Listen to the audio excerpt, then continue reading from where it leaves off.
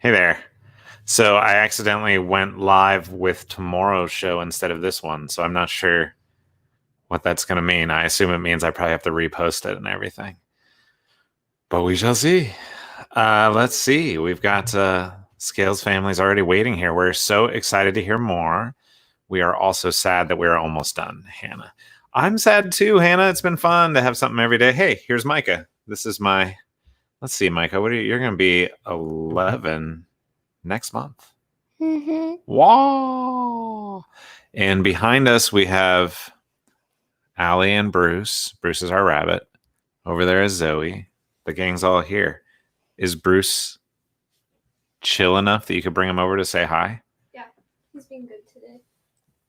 All right, here comes Bruce to say hello. He's not always good. Yesterday, he jumped to the top of a dog fence and balanced on the top, which I did not know a rabbit could do, but he did. All right, this is Bruce. You guys met Kala earlier. There he is. Look at that boy. He's a big boy. Here, let's move away from the light. Can you move him over this way? There he is. He's only a baby. He is only a baby. He turns 1 year old next week. We're going to have a birthday party for him. Should be fun. He's very chill right now. He's not usually so chill. It's because it's his nap time. I know. It's bunny nap time. Okay. Good night, Bruce. Bruce, actually, every day I read, sits in here and the lovely sound of my voice helps him sleep. And he's really funny. When he flops, right? He lays on his side. He's an aggressive flopper. So he flops hard. And then when he falls asleep, he looks like he's dead. It is ridiculous. Okay, Lily Me is here. She says here. Hello. Caitlin is here. Hello. How was your nephew's graduation? It was a lot of fun, actually. We socially distanced at the park yesterday, and my daughter Zoe had made a chocolate cake, and we had sandwiches from our local Italian place, or salads or whatever. And yeah, we hung out. My nephew gave a speech, which was about how terrible high school was and that he hated it. And then there were gifts and all that. So it was good to be together. We haven't had the whole extended family together for a while. Micah points out there was brain sucking. It's true. We hadn't had the whole family together since maybe Christmas, except Allie wasn't there at Christmas. So it's been a while. Hello. Elizabeth says hello. And Dr. Awesome says, Bruce, so giant. He is a big one, and especially for a baby. I was a little concerned at one point. So he's probably, 10 pounds. And he's like, when he stands on his hind feet, he is easily 2 feet tall, a little taller than that, probably, maybe coming up on 2.5. I was a little concerned he might be one of these giant rabbits that get about twice that size, because we got him from a stranger. I was like, they might have been lying. But I'm hopeful that he might be pretty close to full size now. I guess we'll see. We'll discover. Okay, so tomorrow is going to be our last regular day together. I still have a few authors that want to come on, but it's going to be more of a special event kind of thing. And we'll take a little time, see if we're going to read another book or not. But tomorrow we'll hit the end of the book tomorrow. Just short couple chapters, just a few pages. And then we'll hang out. If you want to ask questions or talk about writing or fantasy novels or what's coming next in the world of the Sunlit Lands, we can do that. If you want to come on the air and chat, I will share a link so you can do that, which will be fun. I can have up to 6 people at once, I think. So you'll need headphones if you want to do that. Or we can take turns. Doesn't matter. Anyway, so that's tomorrow. Today, we're going to get to the climactic moment where Madeline, particularly, and Jason have to make certain decisions about how they're going to deal with the issues they're seeing in the Sunlit Lands. So, as you know, I won't give the full update. If you're here now, you've been following along with us. But what's happening right now is that Madeline is trying to break into the Tower of 1,000 Years to get in there to try and get a hold of the Crescent Stone and destroy it. Jason is helping. He's with Bilea making a distraction.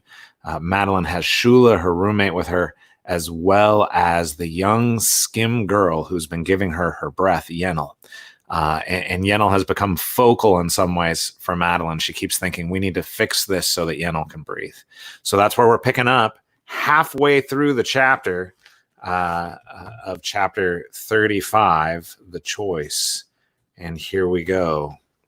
Where we just left off, Madeline has just been told that she can go to the Archon and visit him. One of his skim servants has come to take her away.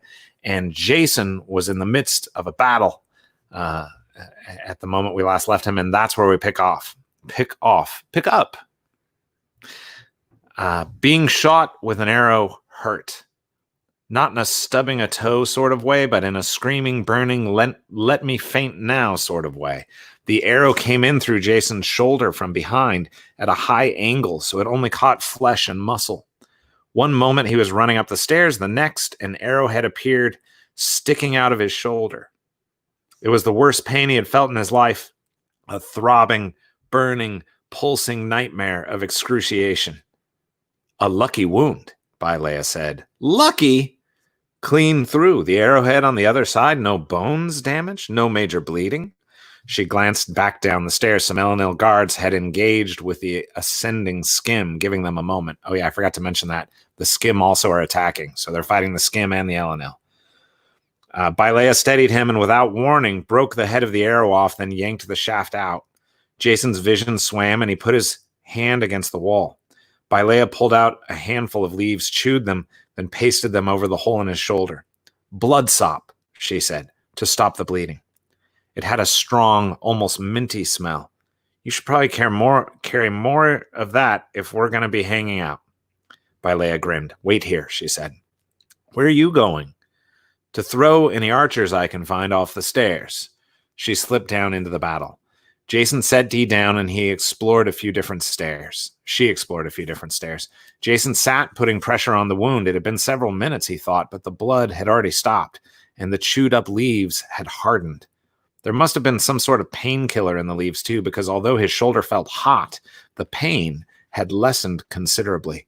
The limping girl stood below him, watching, but she did not speak or intervene in any way. Across the tower, Jason noticed a single skim sneaking up the opposite stairway. Dee, he said, come here. The little rhino trotted to him, and he slipped her into his pocket.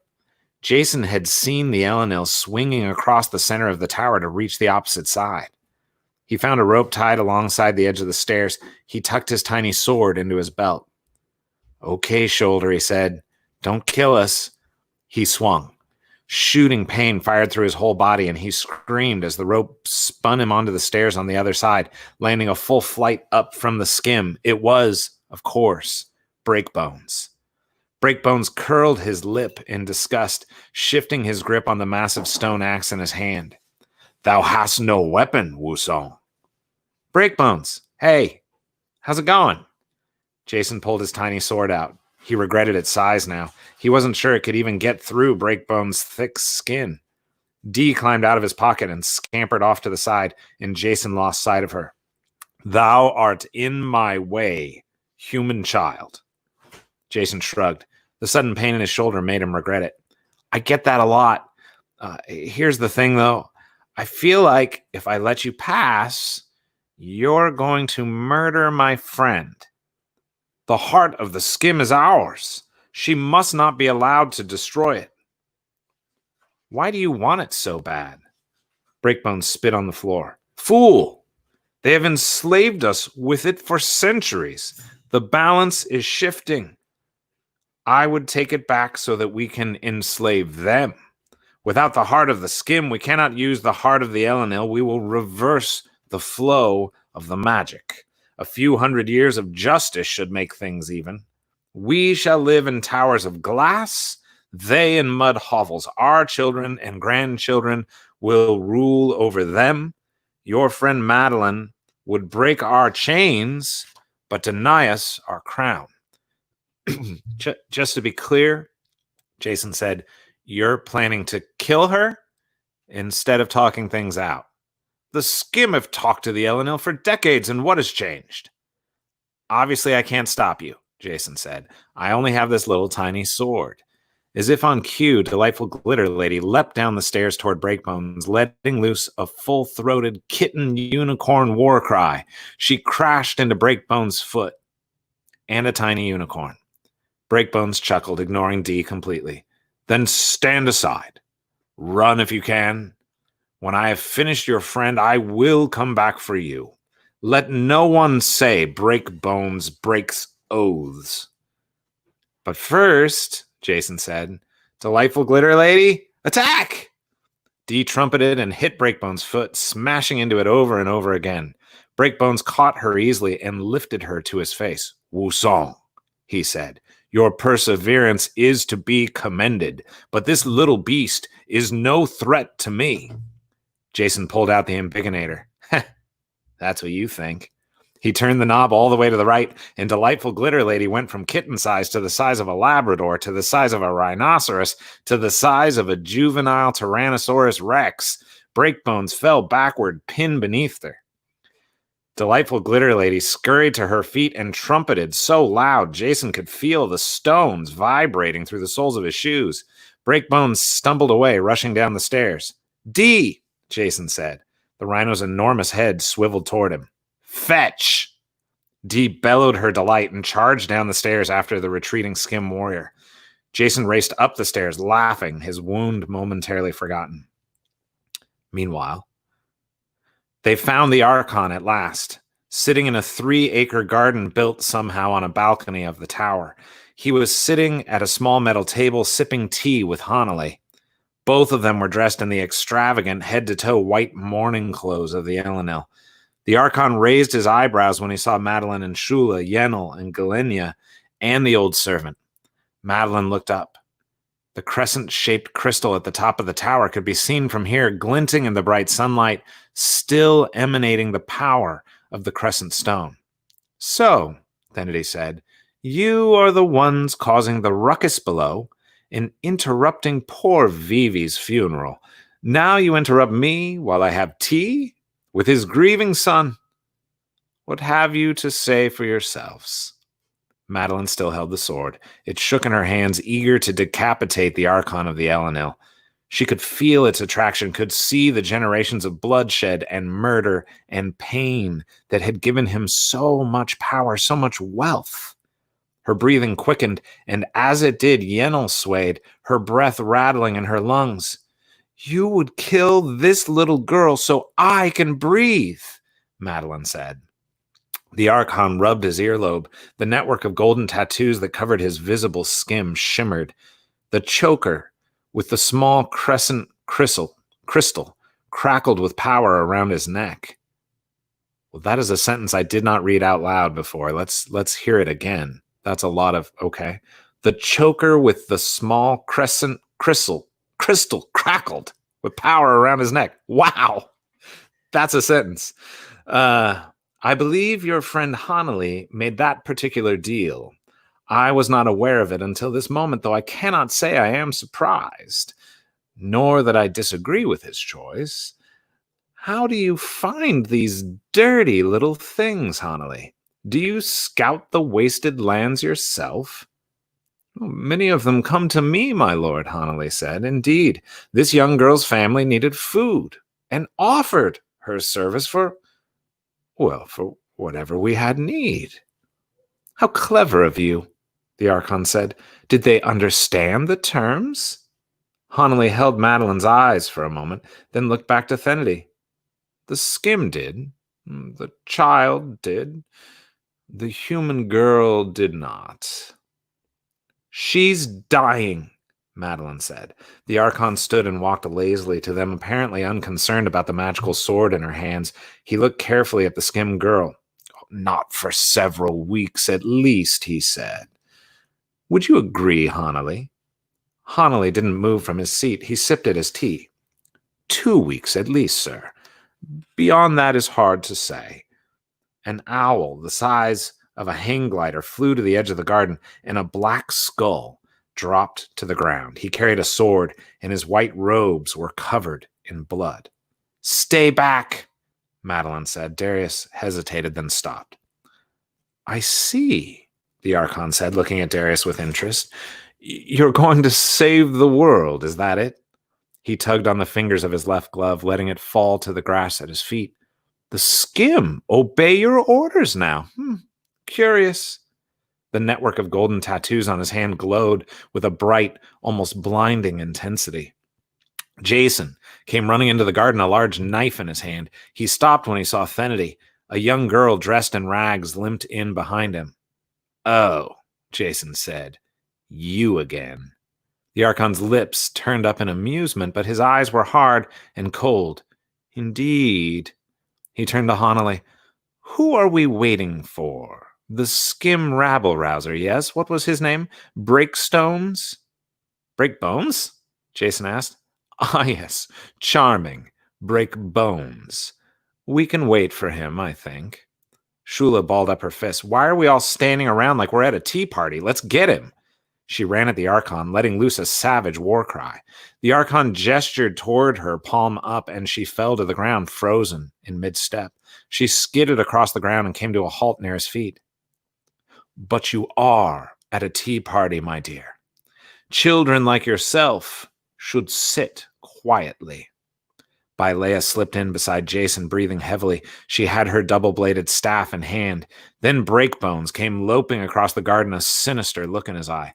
Hey, where's Dee? Jason asked. Breakbones sneered. She could not fit through the doorway. She is not pleased I escaped. Oh dear, the Archon said. It has become much too crowded. The garden looks positively cluttered. He spoke to Breakbones. I have soldiers in your village.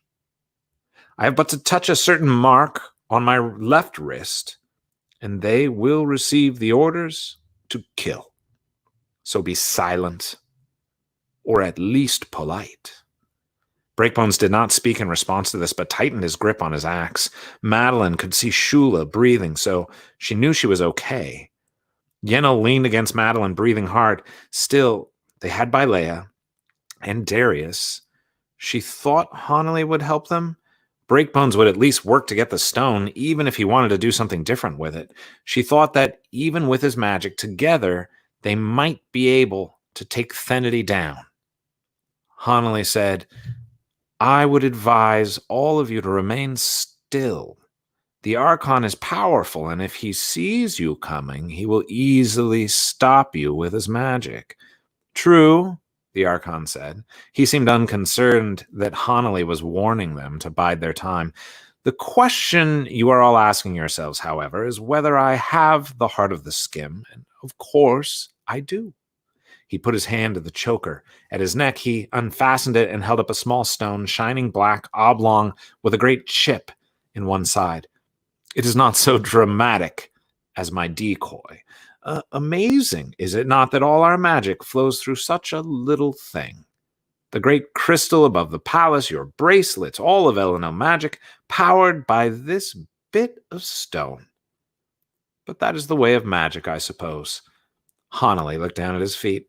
Forgive me, Archon Thenity, but I have always understood none but the Elenil should know that they've seen the true heart of the skim. Galenia said, why have a decoy at all if you're going to tell such a large assembly the truth? Thenity laughed. Not one of them will leave this balcony alive, so what does it matter? He turned the little stone in his fingers, holding it up to the light. He glanced at Hanali. I see the hunger in your eyes, Hanali. Hanali said nothing, but for a brief second his eyes flickered toward Galenia. Yes, I know about her too, the Archon said, though I'm surprised she allied with you, given her understandable hatred of the skim. He must have noticed the surprise on Madeline's face, because he laughed and said, Do you mean to say you've not told your human pets? How wonderful.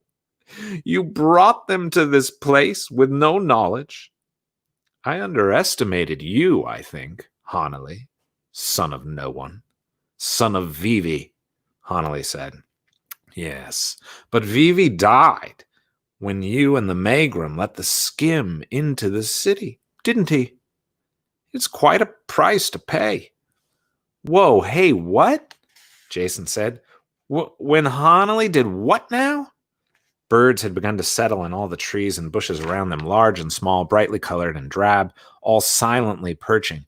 A few flew overhead, watching. Thenity inclined his head toward the birds as if greeting more guests. I've invited the messenger birds to come see what will happen next. I would like everyone in the Sunlit Lands to see and hear what happens in this little garden. I don't understand, Madeline said quietly. It is simple enough, my dear. Hanalei has always been unorthodox. It has been ascribed to his youth. His recruiting of humans has become more and more eccentric. A violent girl from Syria, I can understand. Those two boys Jason fought alongside, perhaps. But then he chose you. A rich girl with power and privilege who would require a great deal of unjust magic simply to walk among us. A girl who would be horrified to know the price she paid if she could be made to see it. The kind of girl who would be used to power and privilege enough to believe that she could change things. Who would have hope, confidence, not shrink away and accept her lot in life. Someone who would speak up. Jason nodded. It all makes sense. Then Hanalei needed someone who really loved pudding. Someone who wasn't afraid to eat it every day. For breakfast most days. But maybe he'd be willing to eat it for lunch sometimes, or even for dinner. Even though that would mean saving it all day. And the next meal would also be pudding. Hanalei smiled, his eyes never moving from the stone in Thenity's hand. I needed Madeline, he said in an almost dreamlike voice, as if he was remembering something. An activist. His eyes moved to Jason. I did not think I needed you at first. I do not know who put you in my path. I realize now I needed a truth teller, a prophet, to help her see and to stand beside her. It is not the first time you have tried, the Archon said. Some have shied away from the truth. Others have despaired rather than taking action, Hanalei said. This time, some unseen hand aided me in my choice of champions. All this so you could be Archon in my place. Perhaps, Hanalei said, though only to undo our centuries of injustice. I did give the skim entry the night of the turning.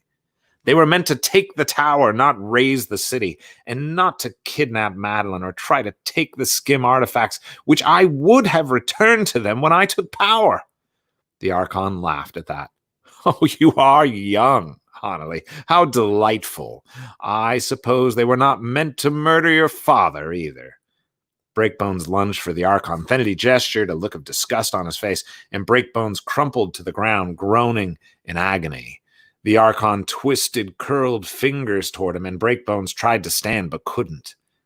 Thenity released him, and Breakbones got to his knees, panting, but could rise no further. Do not approach me without permission, Thenity said, his face returning to the placid calm of a moment before. Is that the sword of years you carry, Madeline? Yes? How lovely. It is magic, Madeline said, tears burning her eyes. This wasn't how it was supposed to go. She couldn't get near him, couldn't strike at the stone or Thenity. Indeed, I know it well. It could shatter the heart of the skim, destroying the Elenil connection to those filthy creatures. It would undo centuries of progress and beauty. But know this. You know this. Of course, your world is no different. I'm no scholar, but I understand your own injustices have brought progress. I don't know what you're talking about. Jason cleared his throat. He's saying that the White House was built using slave labor, or that computers and cars and planes and rockets were made better, made possible because of World War II, that if it weren't for the Holocaust, we would have never made it to the moon, that America would have never had a black president unless we had slavery first. Thenity sipped his tea with his left hand, the right hand still holding the heart of the skim on display, mocking them. The gears of an empire grind without respect for individuals. One does not throw away progress because a few people die along the way. Madeline struggled to get her words out. But that's such a narrow, strange way to say it. It's not worth killing Jewish people so we could get, so we could get iPhones. Some people got rich off of slavery, but that's not an argument for it. That's a sign of the sickness. Nonsense, the Archon said. This beautiful city would be impossible without sacrifice. The Skim entered into our agreements willingly. Who are you to say that you know better? Who are you to end an agreement made by our two sovereign nations? I am Madeline Oliver, she said. I hold the Sword of Years, a magical weapon created by the Skim people. It has fallen to me to choose how to use it, and I will do the right thing. The prophecy said I would bring justice to the Skim, and that is what I'm going to do. Who am I to stand in the way of prophecy? Fenity said, turning to smile at the messenger birds. Step forward then, girl, and I will give you a choice. Madeline stepped toward him warily. Look back at the tower, he said. Madeline did. It rose above them, shining in the sun. Despite everything, that white tower, framed against the cloudless blue sky, the giant crystal crescent, glowing with power, was strikingly beautiful.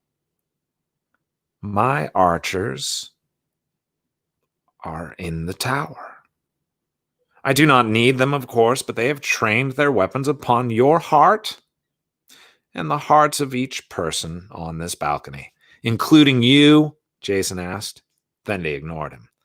Hanley has wagered everything on you, humans.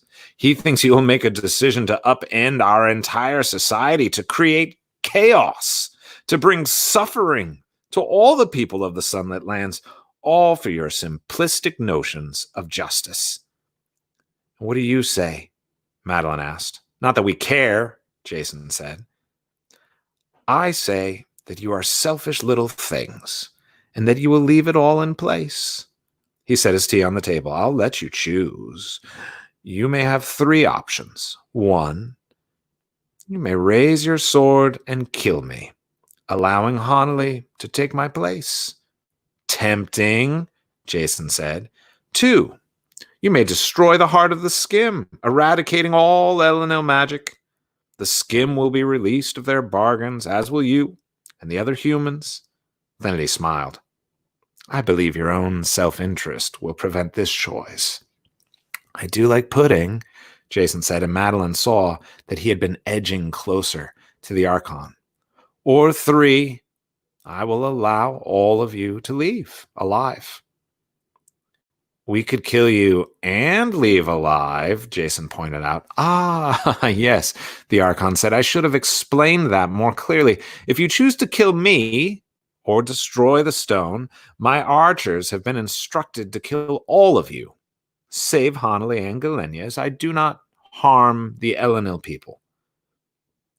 How many archers? Madeline asked her friends. I count 20, Shula said. 5 more in the garden itself, Bylea said. 25. Fenity wasn't bluffing then, at least Madeline didn't think so. She examined her 3 options. Kill the Archon, let Hanley be in charge, although Madeline was unclear if it were even certain that he would be the next Archon. Or destroy the stone, free them all from the Elenil magic. She looked to Darius, trying to read what was in his eyes, but he only gave her a firm, supportive nod. Breakbone said, Kill him. No, Madeline said. She was not going to kill anyone. She had decided that much, at least. To destroy the stone will kill thousands, Breakbone said. It will be a catastrophic failure of magical systems across the Sunlit Lands, and it will deny the Skim the power we deserve. It will destroy injustice, but deny us justice. It's the right thing to do, Madeline said. It is the right thing to do, Hanley said. You are correct. But is it for you to do? Or should the Elenil and the Skim figure it out together? Is it your place to choose for us? She looked at Jason, but he only said, I'll back your play, Mads. Me too, Darius said. She raised the sword. She could almost feel the archers taking aim, preparing to loose their arrows when she made her choice. She couldn't kill the Archon. She knew that for certain. Night's Breath was dead because of her. She had failed to save Enreef and Farah. That was already 3 deaths, too many, on her conscience. She couldn't add the Archons, not even if it was just. What had the Peasant King told her? Stopping injustice with violence was like throwing gasoline on a fire, so it had to be destroying the stone. It seemed right and good to destroy it, but at what cost? Would it really mean the death of thousands to so suddenly alter the magical landscape? Could she live with that, even though she wasn't the one who had built the unjust system? And was that any different, really, than killing Night's Breath? Yennefer was gasping for breath. She sank to her knees.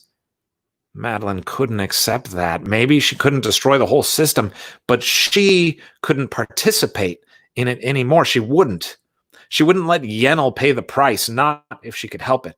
The garden lady's advice rose in her mind to change the world. Change first a heart. She was about to force the Elenil to change their system, but would it matter if they hadn't changed their hearts? Wouldn't they just find a way to rebuild it, to replace it? Was it possible to change both? She knew this much. She was still benefiting from this unjust system. She was forcing everyone else to change. When she hadn't changed herself, it was her heart that needed to change, her heart that could change the world. She dropped to her knees and put her left arm on the ground. What are you doing? Vanity said. She raised the sword high. That was not one of your choices, he said, reaching toward her. There are more choices than those, Madeline said. She brought the blade down with all her strength, smashing it into the center of her bracelet. An intense flash of light burst from her arm, and her tattoo burned so brightly she could see it even with her eyes closed. Crippling pain shot through her body. She fell backward into the grass, her arm smoking. She felt the magic draining from her tattoos like molten lava coursing through causeways in her body. She couldn't breathe. Her back arced, and she inhaled with all her might and only got a half breath, a quarter of a breath. Darius was by her side, his arms beneath her, trying to cradle her, to comfort her.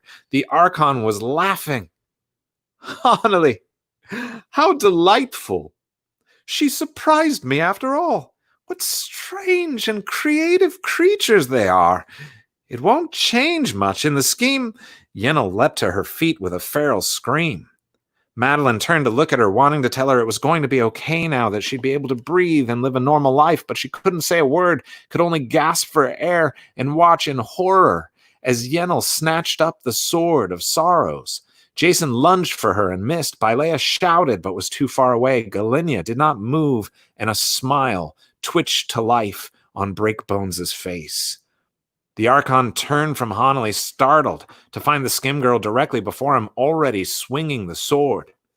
The blade met flesh, and the Archon's left forearm flew from his body, bright golden light seeping from it and from the stump of his arm. He fell beside Madeline, his face white with shock. Galinia stooped over the Archon, shouting instructions to people Madeline couldn't see. The garden they were in wilted, immediately turning brown. Trees cracked and fell. Flowers dropped to the ground, dead. The garden must have been powered by the Archon's magic. The balcony began to crumble. A screeching noise came from the tower, and the massive crescent stone above listed to one side, then shattered, great chunks of it smashing into the garden and taking pieces of the tower with them. As they careened to the square below, there were screams and shouts. Madeline felt Darius lift her in his arms, heard him whisper, "To the ends of the earth." A hummingbird zipped through the garden, its high-pitched chirp standing out somehow from all the panic sounds around her. Then it all went still. It was dark, black, and silent as night. She could no longer see the garden, the people running the tower. She lay on her back, staring up into darkness. The garden lady stood over her, a gentle smile on her face. "Hello, dear. What a day. What a day. Can't breathe," Madeline said. "Oh, no, child, I expect you can't. Do you want me to change that? Your friend Jason, he might pay the price if you asked. He's loyal, that one. And brave." "No," Madeline said firmly. "You have 2 more favors to ask," the old woman said. Madeline thought of her parents. She was so tired. She didn't want to die here in the Sunlit Lands. She wanted to go home. And she couldn't do anything else here, could she? She couldn't even breathe. She knew she wouldn't be well again. She was past hope. She had come to acceptance. She needed only courage. "Take me home," she said. "Please." "That I can do. And one thing more. For a few minutes, just a few, I will let you speak to your friends before you go. And I'll give you the breath for it." Madeline was standing in front of Darius. He wasn't in his black skull outfit, just his regular clothes. "I'm going home," she said. He wrapped her in his arms. "I'll come with you." She leaned her head against his shoulder. "Darius, when Lily said in the books, there must be something better, she knew it in her heart. Do you remember?" "Of course." "You're different here in the Sunlit Lands. Back home, you always pretended everything was okay, but here, you're changing things. You're trying to make that better place." It was true. The passion with which he protected the skim, the way he helped her understand what had happened, he had opened her eyes.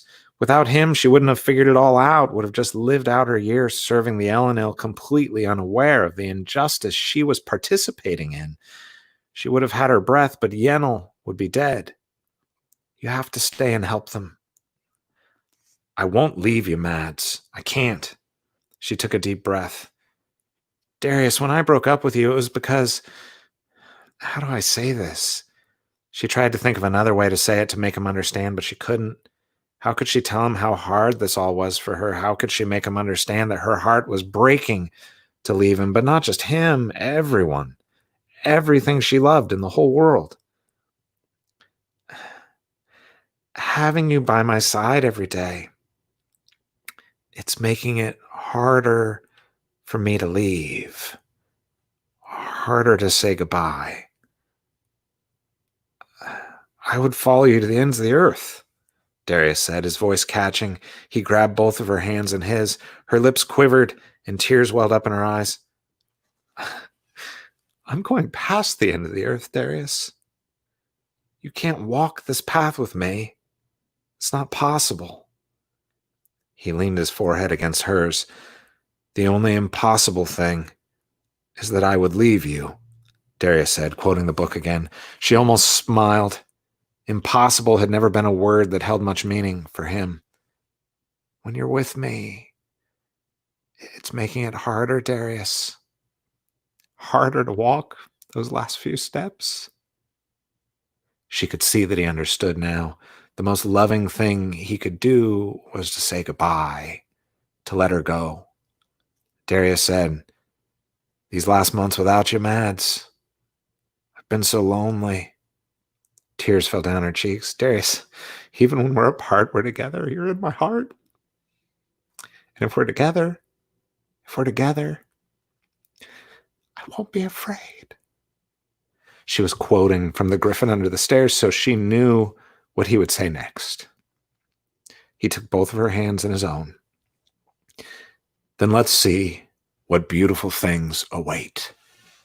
His face hardened, and he wiped the tears from her cheeks. "I'm going to fix things, Mads. I'm going to save the skim, fix the broken system here." Darius was starting to disappear. She could see through his hands. She didn't want him to go, didn't want this to be the end. "If I go, if you come home and I'm gone, know that I've always loved you." "I love you," he said.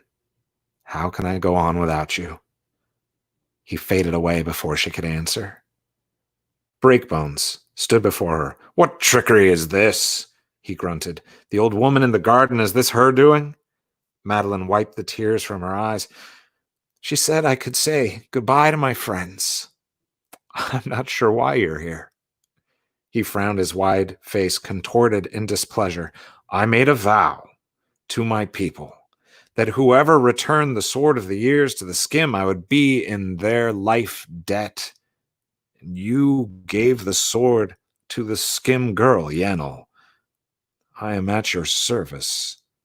Madeline grinned in spite of her sadness. What does that mean? I am at your service, he repeated through gritted teeth. Take care of Wu Song, she said. Help him. Don't kill him. Be a friend to him. And the skim faded away. Jason appeared. The garden lady said you're going home? Shula and Yennel, they're going with you. They are? She was shocked but pleased. It was right for Yennel to come. She didn't have any parents now, and that was because of Madeline. She could have a home and a family. It should be Madeline's, and it was good for Shula to come too.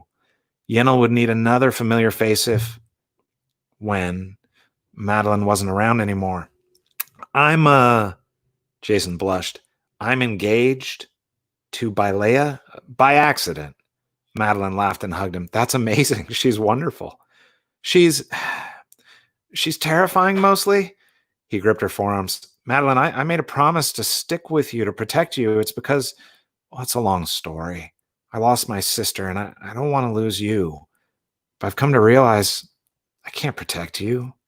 I can't save you. It's not in my power. She squeezed his arms. That's true. He looked down. I need to let what happened to my sister go. It wasn't my fault. She didn't know what had happened, not exactly, although there had been rumors around the school. That's true. She put her hand on his cheek. You need to let me go too. There are things for you to do here in the Sunlit Lands, right? He nodded. Something keeps pulling at me. The story's here. I'm not done. I think you did the right thing, not destroying the stone. It's too violent. It would force people to do the right thing. We need to teach them to want the right thing. I see this story, or a thread of a story. I think if I pull on it, see where it goes, I think I might be able to find the right words. Do you understand what I mean? She did somehow. She saw a flash of vision of Jason standing in the middle of a city, weather-beaten and worn. He was telling a story, and people were weeping all around him. The peasant king, she said. Is it his story? He looked at her, startled. Yes.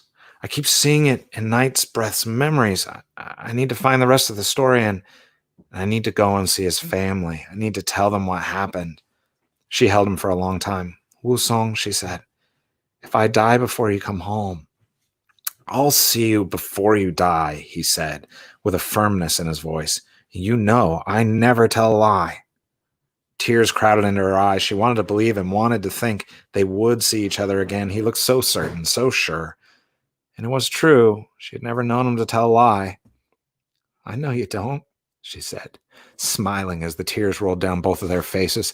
Then Wu Song was gone, and she struggled for another breath, and she felt the branches of the hedge slapping against her face, and Shula's strong arms holding her up, and Yennel on the other side, and they appeared in her backyard.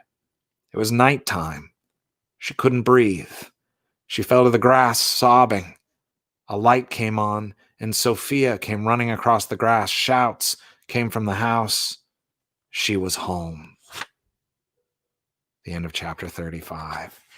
Tomorrow, chapter 36, the epilogue, a little bit from the appendix, and we'll chat a bit. It went long today. It was a long chunk of the chapter, so I know some of you may have taken off already, and that is perfectly fine, of course. Victor says, hey, you look great, Matt. Thank you. No doubt referring to this lovely goatee I've grown. Lily Me says, Jason, I love you. We all love Jason. And the Scales family says, wow. Thanks, Scales family. All right, my friends, I will see you tomorrow, same time, Friday at 1 Pacific. And we will read the very end of this, and then we'll chat for a little bit. So in the meantime, be safe, take care of yourself, and take care of the people around you. And I'll talk to you tomorrow.